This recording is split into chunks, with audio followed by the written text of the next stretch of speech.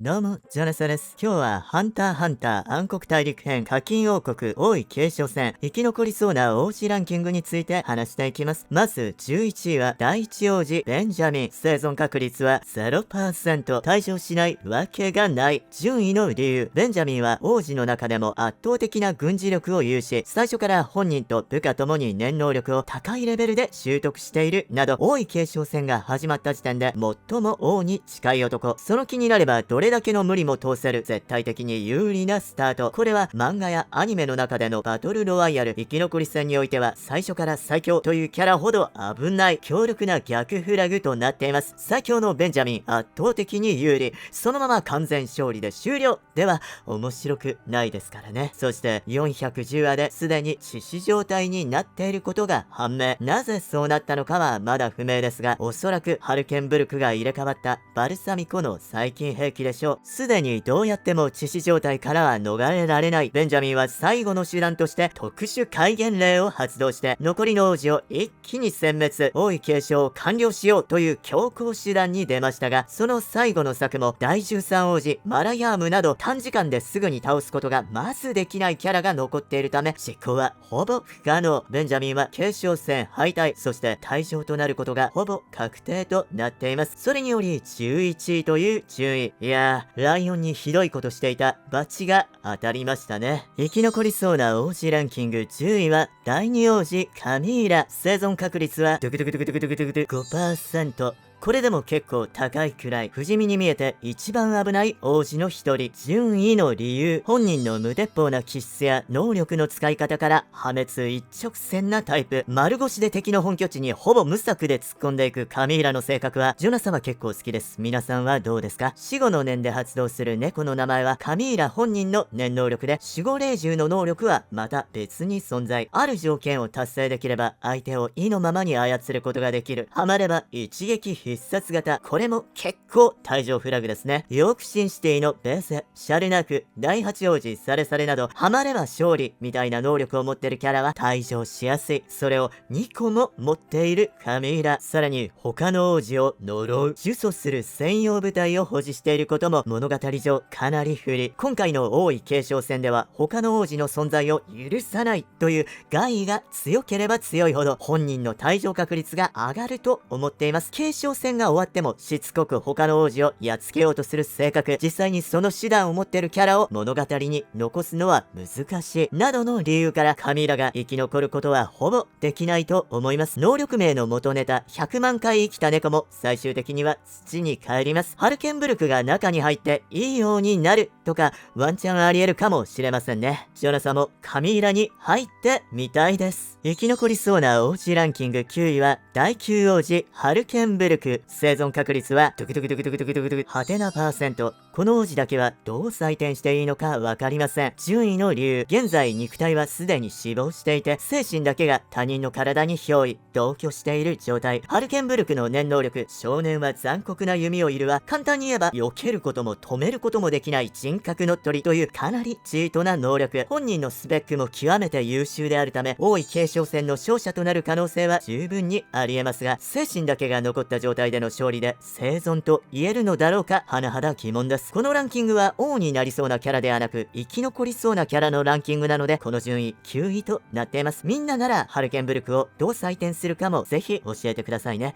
彼は心の中に今も生きているのさ。生き残りそうな王子ランキング。もうすでに退場済みの王子についても軽く触れておきます。第12王子、モゼ。編み物が好きな可愛らしい女子。まさか最初に退場するとは思いませんでしたね。守護霊獣の能力はかなりえげつない性質になっていました。モゼ本人の意思とは関係なく、ゆるキャラが別室に飛んでいき、暇だと答えた相手を操って無差別に殺傷させるというとんでもないもので、正解だったのかどうかは今となってはもうわからないですが、えぐい能力でしたね。生き残りそうな王子ランキング。退場済み第8王子サレサレ。パリピで陽キャな男性。守護霊獣の能力はかなり強力。守護霊獣が吐いた煙を一定量吸い込むとサレサレ王子のことをどんどん好きになる。さらにミニ守護霊獣が頭上に出現して行為を伝染させていくというもの。場合によっては全国民がサレサレ王子の熱狂的な信奉者になって完全勝利することもあり得たかもしれない。さらに放っておけば生きとし生ける全ての生物がサレサレ王子大好きで埋め尽くされたかもしれない。そう考えると凄まじいポテンシャル、世界を変えるクソラップも聞いてみたかったですね。生き残りそうな王子ランキング、退場済み大衆王子課長。現在も風月を守る幽霊のような存在として登場しますが、あれは課長の守護霊獣が課長の姿になったもの。記憶や性格なども完全再現されているようです。もしも風月が先に退場していた場合は、課長の守護霊獣は風月の姿となり課長を守ったはず。そう考えるとかなりエモい能力ですね。生き残りそうな王子ランキング8位は第5王子つべっぱ。生存確率はドゥクドゥクドゥクドゥクドゥクドゥクドゥクドゥ 20%。 順位の理由、継承戦の勝利よりも生存を優先した立ち回りの王子。他の王子との敵対が少なく協力路線を選んでいる。カエルのような姿の守護霊獣の能力は、協力者パートナーがいると色々な効果の薬品を生成できるというもの。薬品の効果がどれくらいすごいのかはまだわからない。もしかしたら数分間どんな攻撃も受け付けないとか、腕力を100倍にできるとか、ぶっ壊れた効果かもしれないし、肌の調子が良くなるとか、眠気が飛ぶとか、それくらいかもしれない。勝負の決め手となる強さがまだ見えていないということで、順位は8位となっていますね。今後の展開で薬品の効果がチートだと判明した場合、一気にトップクラスの王子に評価が変わるかもしれません。生き残りそうな王子ランキング7位は第7王子ルズールス。生存確率はドゥクドゥクドゥクドゥクドゥクドゥクドゥク 20%。 同じ 20% のつべっぱよりも大長部目の 20% です。順位の理由、自分から積極的に動かずバランスを保とうとする王子。守護霊獣の能力も自ら攻めるより待ち伏せ型。標的の欲望を具現化し、標的が欲望を満たすと発動。詳細はまだ不明ですが、おそらく強すぎず弱すぎないくらいの性能なのではと予想しています。主人公側の馬将が護衛に入っているのは生存にとってプラス要素。あっさり退場する可能性もあるし、空気のように最後までちゃっかり残るかもしれない。予想が難しい王子の一人ですね。生き残りそうな王子ランキング6位は第11王子風月。生存確率はドゥクドゥクドゥクドゥクドゥクドゥクドゥク 20%。 20% なんだけれども結構希望がある 20% です。順位の理由、戦闘能力はほぼなく、守護霊獣の能力も空間移動型、さらに出所不明の体や精神を弱らせる遠隔攻撃も受けており、王子の中でも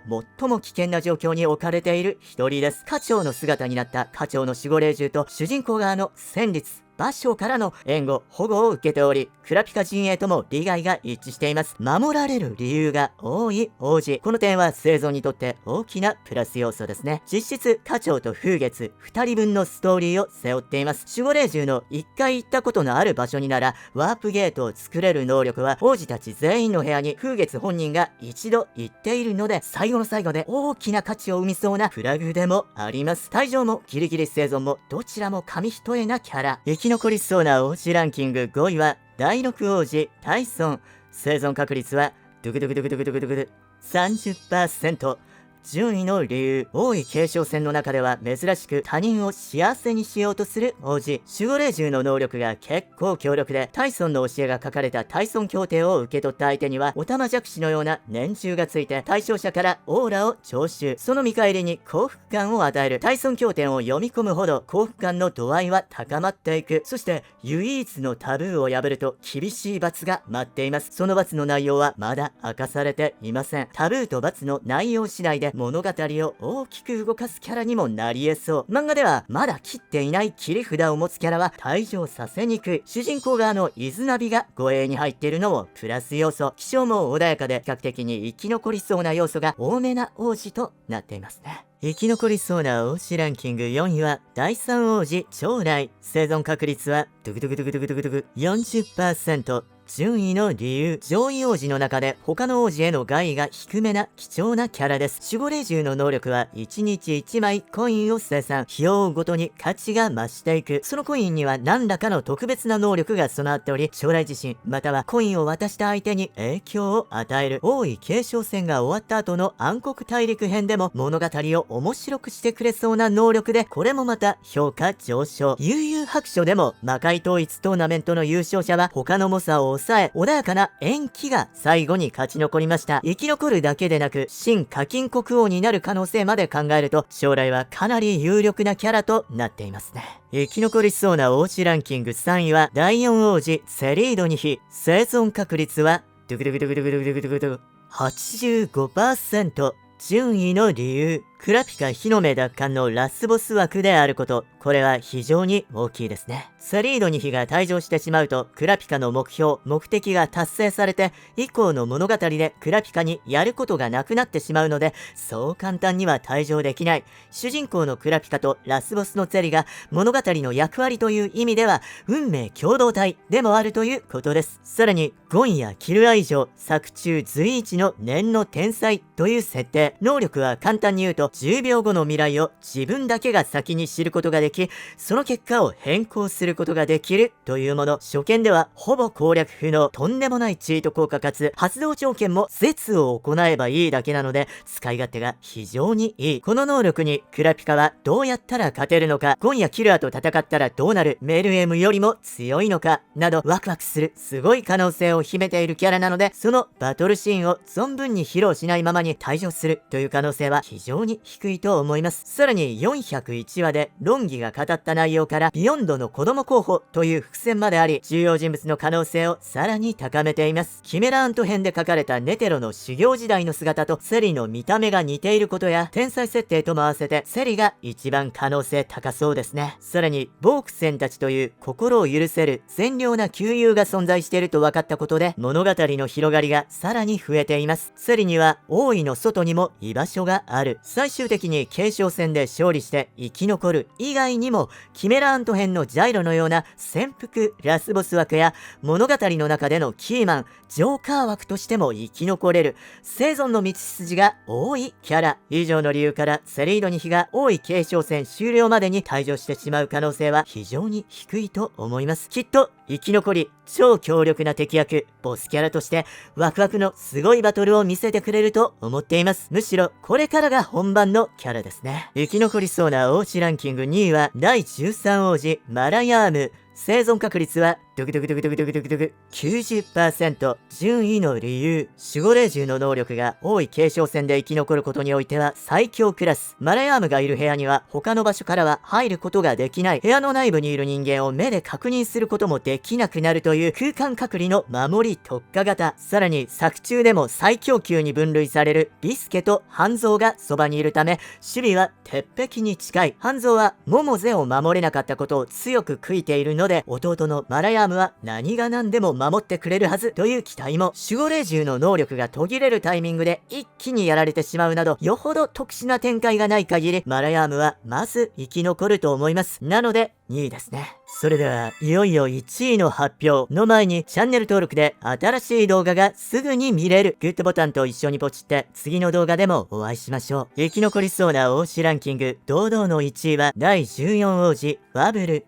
生存確率はドクドクドクドクドクドクドク 92%。 順位の理由、主人公クラピカの護衛対象であるため、主人公補正、ヒロイン補正をもろに受けていることが何より大きいですね。漫画やアニメのセオリーとして、ヒロインなど主人公に近い場所にいるキャラはほとんどの場合生き残ります。さらに王位継承戦開始時点で物心ついていない赤ちゃんという圧倒的に不利すぎる立場も有利なフラグです。ここまでのランキング順位を振り返ると、第1王子ベンジャミン、第2王子カミーラが退場筆頭、継承順位が最も低いマラヤームとワブルが生存筆頭と、不利な立場で開始した方が有利になる法則。マリオカートで順位が低い方がいいアイテムを引きやすくなっているのと同じ理屈ですね。ワブル本人の守護霊獣の能力がまだ完全に未知であることも強力な生存フラグ。メタ的に言ってワブルがどれだけの危機的な状況に陥っても守護霊獣の能力を披露するまでは安心して大丈夫ということ。411話でクラピカがワブルには継承権がないという、おそらくブラフを使ってでも絶対に守りきるという強固な意志を見せたことも大きなプラス要素ですね。クラピカが本気になれば年初心者の頃にもかかわらず最強のウボウさんを倒すことができたので、それに比べればワブルを守るくらいわけないです。きっとクラピカがワブルを守りきってくれます。なので1位ですね。グッドボタンでもバッドボタンでも好きな方を押していってください。チャンネル登録で新しい動画がすぐに見れます。王位継承戦生き残るキャラ、みんなの予想もぜひぜひ聞かせてくださいね。どんな動画が見たいかのコメントも大歓迎。ジョナサと一緒に楽しんでいきましょう。ありがとうございました。